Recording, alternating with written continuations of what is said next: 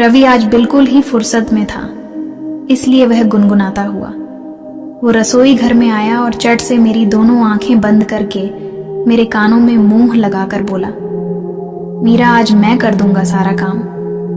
दोस्तों, मेरा नाम मीरा है, मेरा उम्र 29 साल है।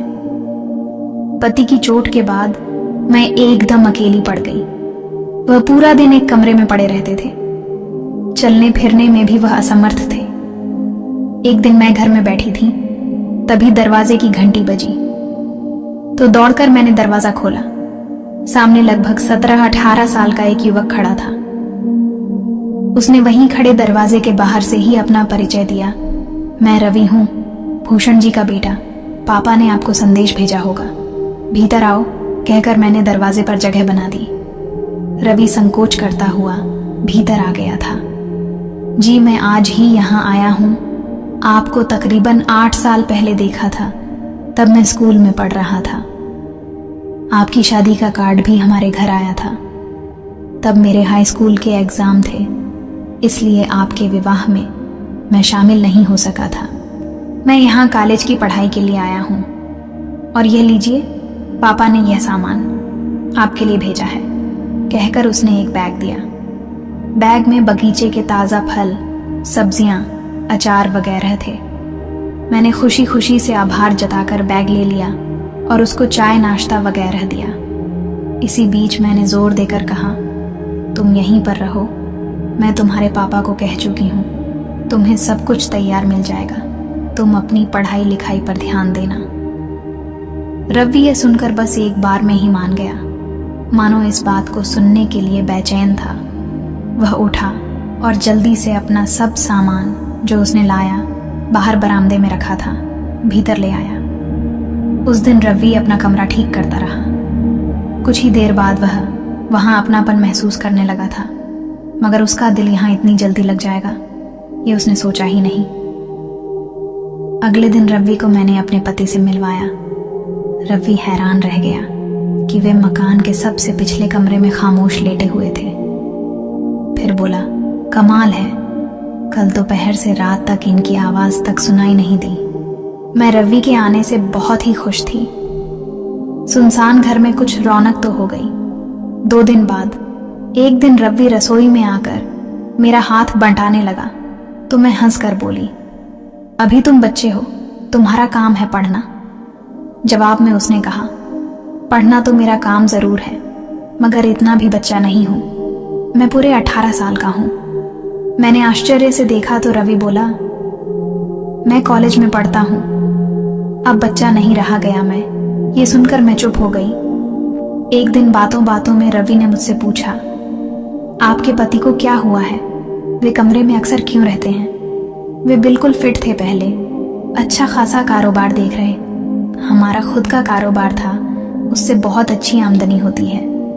हुआ यह कि पिछले साल ही एक पेड़ से गिर पड़े, सब इलाज करा लिया है, फिलहाल तो कप खंपा कर चल पाते हैं। 4 कदम चलने में भी पूरे 15 मिनट लगते हैं, इसलिए अपने कमरे में ही थोड़ा बहुत चलते हैं। सप्ताह में 3 दिन फिजियोथेरेपी कराने वाला आता है, बाकी दिन फिल्में देखते हैं, किताबें पढ़ते हैं। धीरे धीरे ठीक हो जाएंगे, डॉक्टर ने कहा है कि समय लगेगा, पर फिर आराम से चलने लगेंगे।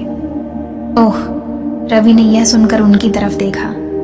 वह जानता था कि मुश्किल से 6 साल ही हुए होंगे हमारे विवाह को। उसने अंदाजा लगाया था और अपनी उंगली में गिनने लगा। मैं बोली, हाँ 6 साल हो गए हैं, याद है ना तुम्हारी 10वीं के पेपर चल रहे थे तब, और पहले भी मैं आपसे नहीं मिला था, शायद 7वीं में पढ़ता था, तब एक बार आपको देखा था। आप पापा के पास कुछ किताबें लेकर आई थी। हाँ, तब तुम्हारे पापा मेरे इतिहास के शिक्षक थे और उनको किताबें लौटाने आई थी। उसके बाद मैं दूसरे स्कूल में जाने लगी थी और तुम्हारे पापा मेरे अध्यापक से भाई बन गए थे। ऐसे ही दिन गुजरते रहे। रवि को हमारे यहाँ रहते 5 महीने हो गए थे। वह यूं तो लड़कपन के उबड़ खाबड़ रास्ते पर ही चल रहा था, लेकिन ये साफ समझ गया था कि हम दोनों की खामोश जिंदगी में फिजियोथेरेपिस्ट के अलावा वही है जो थोड़ा बहुत संगीत की सुर ताल पैदा कर रहा था। रवि ने देखा कि बगीचे में काम करने वाले ठेकेदार वगैरह भी एक आध बार आए थे। पर कभी कभी कोई बैंक वाला भी आता था।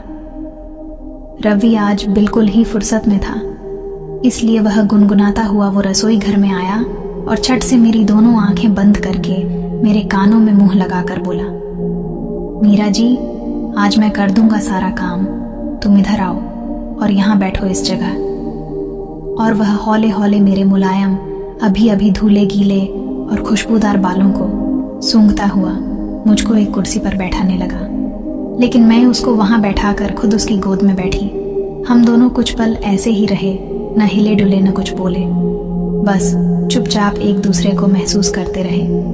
5 मिनट बीते होंगे कि कहीं से कुछ खांसने की सी आवाज आई तो हम दोनों चौंक गए। रवि मन ही मन बीती दोपहर की उस मधुर घटना को अचानक याद करने लगा और उसके चेहरे पर एक शरारती मुस्कान आ गई और घबराकर मैंने रवि को अपने आप से तुरंत अलग किया। हालांकि रवि की इच्छा नहीं थी कि मुझसे अलग हो। मैंने यह सब ताड़ लिया था। मैं उसके गाल पर एक हल्की सी चपत लगा दी और दूसरे गाल पर मीठा सा देकर खड़ी हुई। उसी पल रवि भी यह फुसफुसाया कि दूसरे गाल से इतनी नाइंसाफी क्यों, और अपनी जगह से खड़ा हो गया और मेरे बगल में आकर काम करने लगा। मेरे बदन में जैसे बिजली कूद रही थी। मैं कितनी प्रफुल्लित थी यह मेरा मन जानता है। मैं तो ऐसे अनुभव को तरस ही गई थी, मगर रवि ने मेरा अधूरापन दूर कर दिया था। तब ते रेगिस्तान में इतनी बरसात होगी और इतनी शानदार, मैंने सोचा नहीं तो खांसने की आवाज दोबारा आने लगी। मैं एक कप चाय लेकर रवि को प्यार से देखती हुई वहां से निकली और पति के कमरे में गई। रवि चाय की चुस्कियां लेते हुए अपने लिए नाश्ता बनाने लगा। पति की दोनों हथेलियों को सहलाती हुई मैं उनमें रवि की देह को महसूस करती रही और अपने आप से बोलती, प्यार हमारे जीवन में बिल्कुल इसी तरह आना चाहिए। मेरे भीतर मधोशी छा रही थी। फिर एक दिन रसोई घर में मैं चाय बना रही थी, तभी रवि ने आकर मुझको पीछे से अपनी बाहों में भर लिया और मुझको करने लगा। मैं भी उससे लिपट गई और हम दोनों एक दूसरे में खो गए। तभी खट की आवाज आई। इस आवाज से रवि चौंक गया। हम दोनों एक दूसरे से अलग हुए। रवि के प्यार को पाकर मैं बहुत खुश थी। मैं रवि के यहाँ आने को कुदरत के किसी करिश्मा मान चुकी थी। रवि को यहाँ 1 साल पूरा होने जा रहा था और मैं अब खिलकर निखर निखर सी गई। एक दिन रात को अचानक रवि मेरे कमरे में आ गया। मैं अपने फोन में वीडियो देख रही थी। उसने आके मुझे अपनी गोद में उठा लिया और कहने लगा, सुबह वाली चीज अभी अधूरी रह गई है, मैं पागल हो रहा हूं।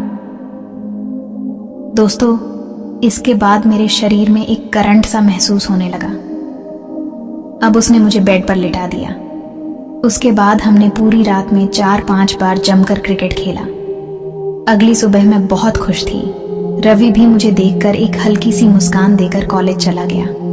अब सुबह शाम और रात भर मेरा पूरा जीवन रवि के साथ मजे से कट रहा था।